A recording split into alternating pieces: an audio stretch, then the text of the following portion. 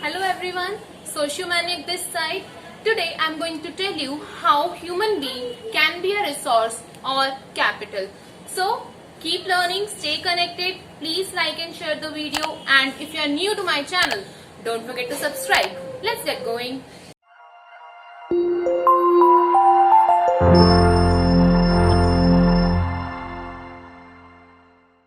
Our today's topic is people as a resource. This is the basically topic of class 9. Okay, chapter 2.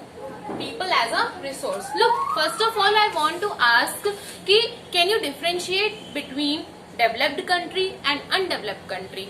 Basically, we can say कि developed country कौन सी होती है जिसका infrastructure अच्छा है, advance technology है, और दूसरी तरफ बेसिकली आपकी कैसी होगी अनडेवलप्ड कंट्री. अनडेवलप्ड कंट्री आप उसे बोलोगे जिसकी आउटडेटेड टेक्नोलॉजी है या फिर जिसका इंफ्रास्ट्रक्चर उतना अच्छा नहीं है. But this is not the complete truth. एक कंट्री डेवलप तभी होगी जब उसका ह्यूमन रिसोर्स जो होगा वो एक कैपिटल होगा. एक तरीके से उसके जितने भी ह्यूमन रिसोर्स होंगे वो सभी वेल एजुकेटेड होंगे, वेल ट्रेन्ड होंगे, they have good skills to do work, so then they it would be a developed country, right? In today's lecture I will tell you how human being can be a resource. किस तरीके से human being जो है वो एक capital की तरह, देश में एक पूंजी की तरह, एक एसेट की तरह यूज कर हो सकता है नॉट अ लाइबिलिटी. ठीक है, बोझ की तरह नहीं, एक पूंजी की तरह.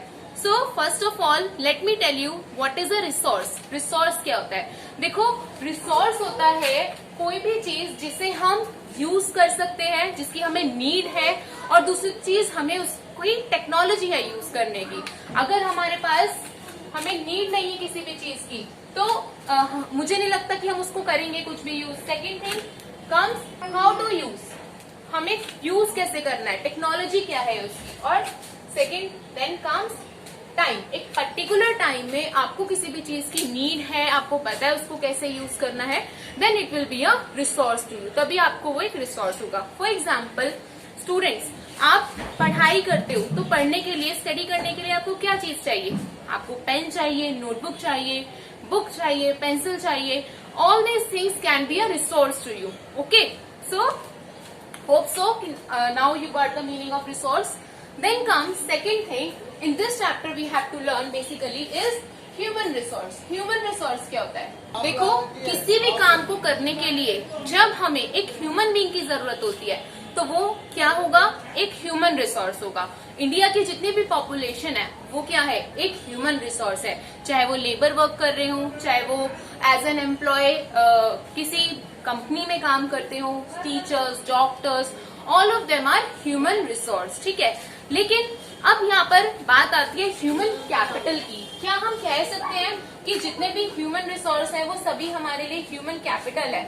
No, we can't say this thing, because human capital आप तभी कहोगे जब आपके पास राइट नॉलेज है, राइट स्किल्स है, राइट एजुकेशन है, गुड हेल्थ है, तभी आप एक ह्यूमन कैपिटल हो. फॉर एग्जाम्पल, आपके स्कूल में जो आपके प्रिंसिपल हैं वो अच्छे टीचर्स को हायर करते हैं. इसका रीजन क्या है? ताकि आप तक सही नॉलेज ट्रांसफर हो पाए. ठीक है, वो आपको सही वे में एजुकेशन दे पाए. ठीक है, सही स्किल्स आपको सिखा पाए. तभी गुड, बेसिकली ह्यूमन कैपिटल को हम क्या बोलेंगे? The one who is well trained, good education and good medical care. जो पर्सन, कोई भी ह्यूमन जिसके पास अच्छी एजुकेशन है, वो फिजिकली फिट है और वेल ट्रेन्ड है किसी भी पर्टिकुलर टास्क को करने में, वो ही एक क्या होगा? ह्यूमन कैपिटल होगा. तो हम कह सकते हैं कि इंडिया के पास ह्यूमन रिसोर्स तो है, लेकिन all the human resource is not, we can say is not as human capital. हम ह्यूमन रिसोर्स को ह्यूमन कैपिटल नहीं कर सकते क्योंकि सभी लोग एजुकेटेड नहीं है, they don't have right training, they don't have skills right to do a particular thing. So अगर हम क्वालिटी डेवलप करना चाहते हैं पॉपुलेशन की तो हमें यही तीन चीजें चाहिए: well educated person, well trained and physically fit. Right, then आपको आज मैं बताऊंगी कि क्या क्या फैक्टर्स हैं जिसकी वजह से आप ह्यूमन रिसोर्स को ह्यूमन कैपिटल में चेंज कर सकते हो. How you can convert human resource into a human capital. देखो कोई भी हो, हमारे पास इतनी सारी पॉपुलेशन है, सेकेंड लार्जेस्ट पॉपुलेशन है हमारी वर्ल्ड में, तो अगर हम अपनी पॉपुलेशन को right education, right training, health care facility and skills अगर हम लोगों को सिखाएं तो वो क्या हो जाएंगे, वो हमारे एज अ एक हमारी अच्छी ह्यूमन कैपिटल तैयार हो जाएगी जो हमारे देश की ग्रोथ में फ्यूचर में हमें हेल्प करेगी आगे जाने में, right. Now then comes some economic activities according to the perspective of men and women. First of all, you should know the meaning of economic activities. Economic activities क्या होती है? Economic activities वो होती हैं जिसके थ्रू आप money earn करते हो, ठीक है।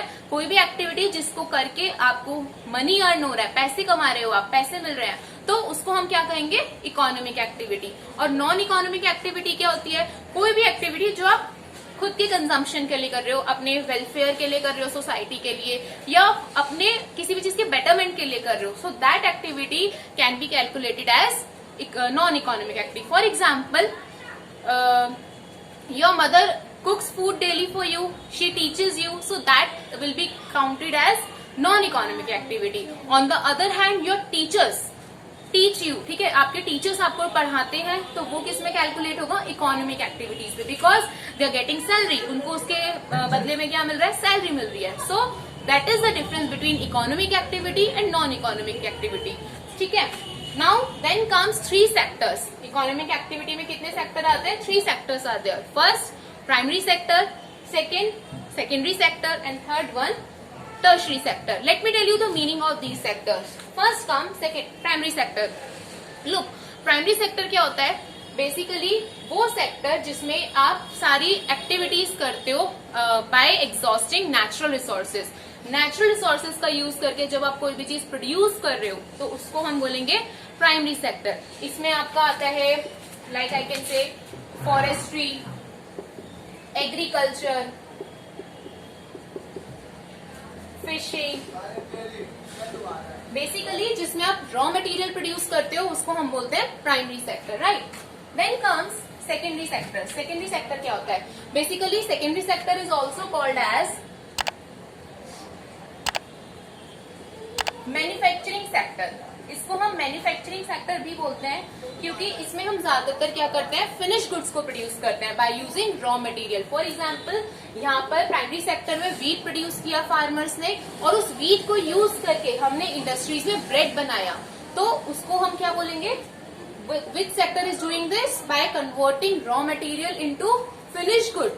कौन सा सेक्टर करता है रॉ मटेरियल को कन्वर्ट करने का काम, फिनिश गुड में secondary sector.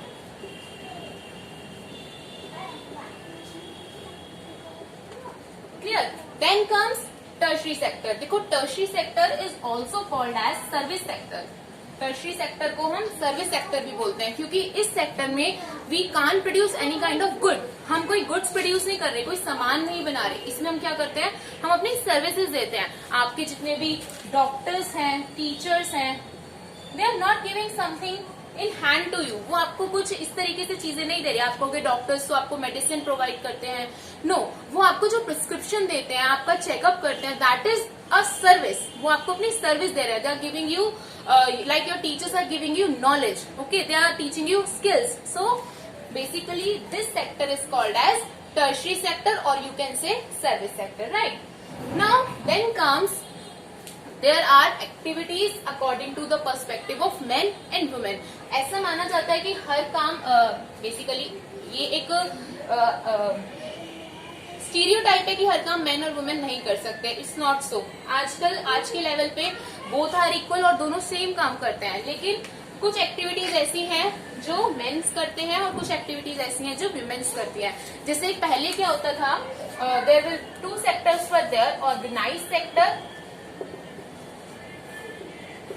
And unorganised sector. देखो ऑर्गेनाइज सेक्टर वो होता है जिसमें आपको फिक्स इनकम होती है, या फिक्स नहीं कह सकते हम, गुड इनकम कह सकते हैं। अच्छी सैलरी इनकम आपको मिलती है, आप अच्छा अर्न करते हो और सेकंड थिंग, आपकी जो जॉब सिक्योरिटी होती है, आपको उसमें बहुत सारी चीजें भी मिलती है, प्रोविडेंट फंड्स हो गए और भी बहुत सारी, आपके वर्किंग आवर्स फिक्स होते हैं, लेकिन ऐसा अनऑर्गेनाइज सेक्टर में नहीं है। तो पहले विमेन्स को इतना पढ़ाया लिखाया नहीं जाता था, उनको स्कूल नहीं भेजा जाता था, ज्यादातर हाउस होल्ड वर्क के लिए रखा जाता था, या ज्यादा से ज्यादा वो फार्मिंग, एग्रीकल्चर इन सब में इन्वॉल्व होती थी, तो वो ज्यादा ग्रोथ नहीं कर पाती थी, डेवलप नहीं कर पाती थी। But if I talk about present time, present era, so things have already change. Now womens are also going to school, they are taking skills, they are learning skills, they are learning so many things. So basically now both are equal, right?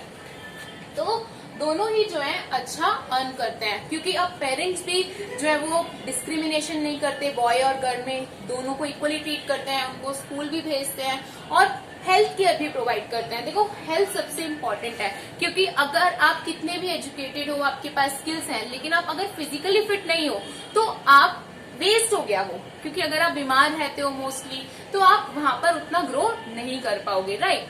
I want to tell you story of two people, okay?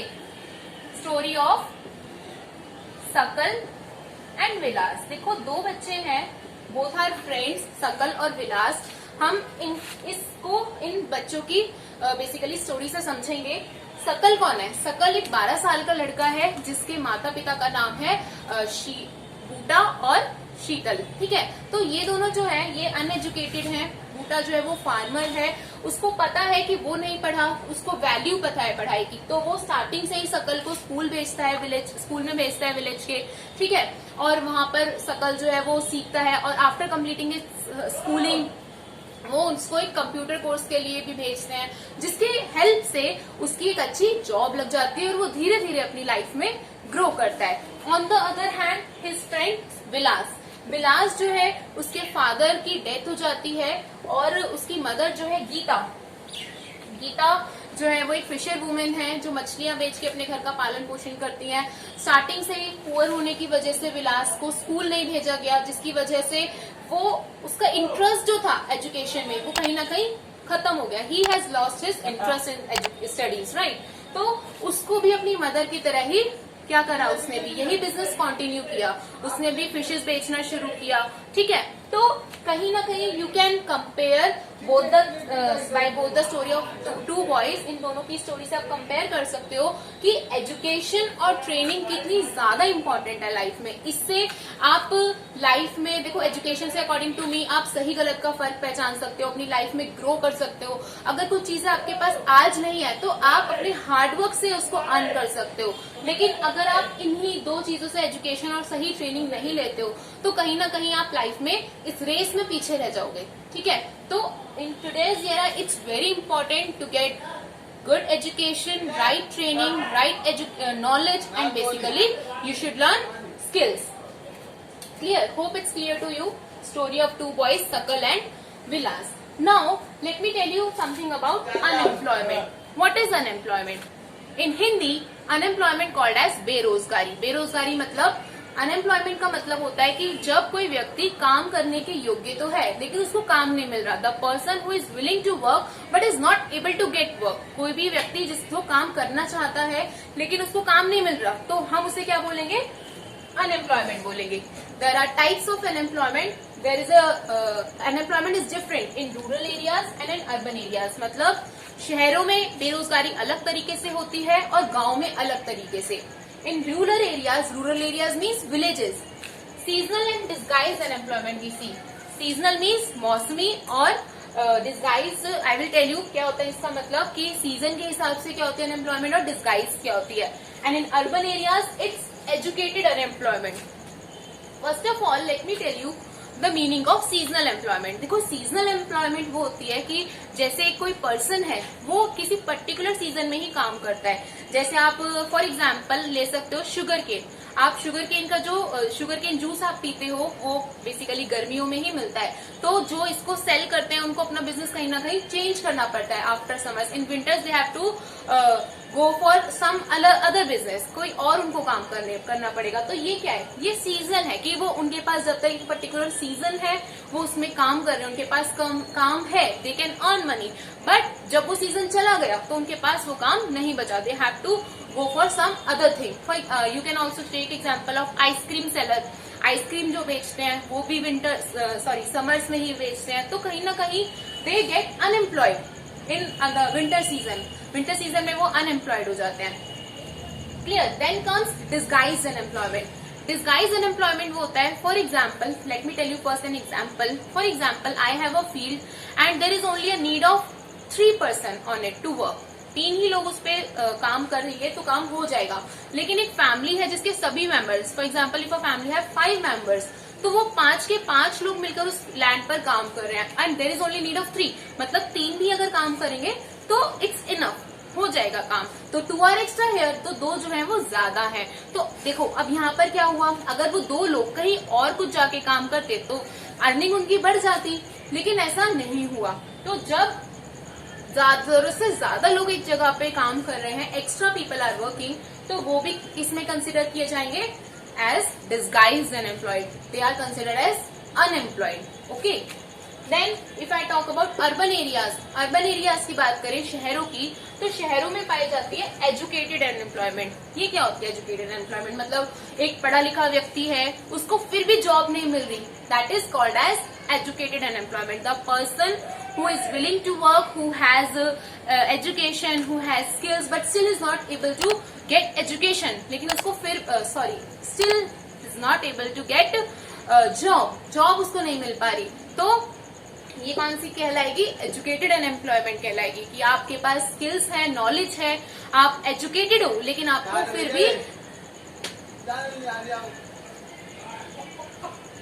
Job अगर आपको नहीं मिल पा रही, तो that will be considered as educated unemployment. Then comes some steps that government has taken to create or change population as an asset, not a liability. Government ने कुछ steps लिए हैं जिससे हम अपनी पॉपुलेशन को एसेट में कन्वर्ट कर सकते हैं, पूंजी में कन्वर्ट कर सकते हैं। किस तरीके से? Here are some steps I have written. First comes सर्व शिक्षा अभियान। What is सर्व शिक्षा अभियान? It's a policy that has started by government to educate children up to 6 to 14 years of age. मतलब 6 से 14 साल तक के जो बच्चे हैं उनको फ्री एंड कंपल्सरी एजुकेशन देने की ये पॉलिसी गवर्नमेंट ने बनाई है, ताकि ज्यादा से ज्यादा बच्चे जो हैं पढ़ पाए। Mid day meal, mid day meal क्या होता है? देखो मिड डे मील होता है जितने भी गवर्नमेंट स्कूल्स होते हैं जो गवर्नमेंट के द्वारा चलाए गए हैं, उन सभी स्कूलों में लंच प्रोवाइड किया जाता है बच्चों को। मिड डे मील एक 1 टाइम मील प्रोवाइड की जाती है ताकि ज्यादा से ज्यादा एनरोलमेंट हो सके, स्कूल में ज्यादा से ज्यादा बच्चे आए। देखो बहुत सारे ऐसे बच्चे हैं जो पुअर है, they can't even afford 1 time meal, तो वो इस पर्पस के लिए भी स्कूल आते हैं। तो गवर्नमेंट का ये पॉलिसी था, माइंडसेट था कि हो सकता है हम किस तरीके से एनरोल करेंगे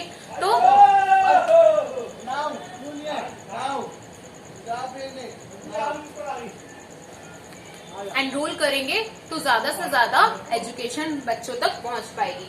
then focus on higher education using 12th plan. देखो गवर्नमेंट के 5 ईयर प्लान्स होते हैं और हर 5 सालों में उनकी कुछ न कुछ पॉलिसीज होती है। तो 12th प्लान में गवर्नमेंट ने बेसिक फोकस किया था अपना हायर एजुकेशन के ऊपर। हायर एजुकेशन मीन्स 18 साल से जो 23 साल तक के बच्चे हैं उन सबके एजुकेशन पे फोकस किया गया। बहुत सारे गवर्नमेंट के इंस्टीट्यूशंस डेवलप किए ताकि वो वोकेशनल कोर्सेज वहां पर सीख सकें, स्किल्स डेवलप कर सकें, एजुकेशन ले सकें। So that is also a good step by government. Then setting up of Navodaya schools. बहुत सारे नवोदय स्कूल्स खोले गए जहां पर ज्यादातर बेसिकली लड़कियों को एनरोल किया जा सके, लड़कियों के लिए सेटअप किया गया। हालांकि both the shifts are there, it's for boys and girls for the both, but basic focus was on girls. These are by following these steps, government said कि हो सकता है कुछ चेंजेस आए, और लिटरली इससे चेंजेस आए भी हैं। तो यही इस चैप्टर में हमें समझना है कि हम किस तरीके से ह्यूमन रिसोर्स को ह्यूमन कैपिटल बना सकते हैं। एक देश तभी ग्रो करेगा जब उसकी पॉपुलेशन अच्छी हो। Quality of population matters a lot. Population हर जगह है, लेकिन वो पॉपुलेशन जो है वो किस तरीके से काम कर रही है, उसके काम करने से ही ग्रोथ होगी, ये मैटर्स करता है, right. So we have to make our population as an asset. हमें अपनी पॉपुलेशन को क्या बनाना है, एसेट बनाना है, ना कि लाइबिलिटी। बोझ नहीं बनाना हमें अपनी पॉपुलेशन को, उसको सही गाइडेंस, सही एजुकेशन देके, सही नॉलेज देके, इन सभी चीजों से हमें अपनी पॉपुलेशन को क्या बनाना है, ह्यूमन कैपिटल बनाना है, ताकि इन द कमिंग ईयर्स हम भी किसमें कैलकुलेट किए जा सके, डेवलप्ड कंट्री बन सके, लाइक यूएसए। ओके, यूएसए की तरह, रशिया की तरह हम भी कैसा देश बन सके, डेवलप्ड देश बन सके। सो lots of people are doing lots of work. I hope you understand this topic. Look, your opinions matters a lot. If you have any doubt, please ask me in the comment section. Please give your opinions to me if you want any specific topic, if you want to learn something from me. So please give your suggestions in the comment box. So that's enough for today. That is all for today. Thank you for watching. Stay connected, stay positive. Bye bye.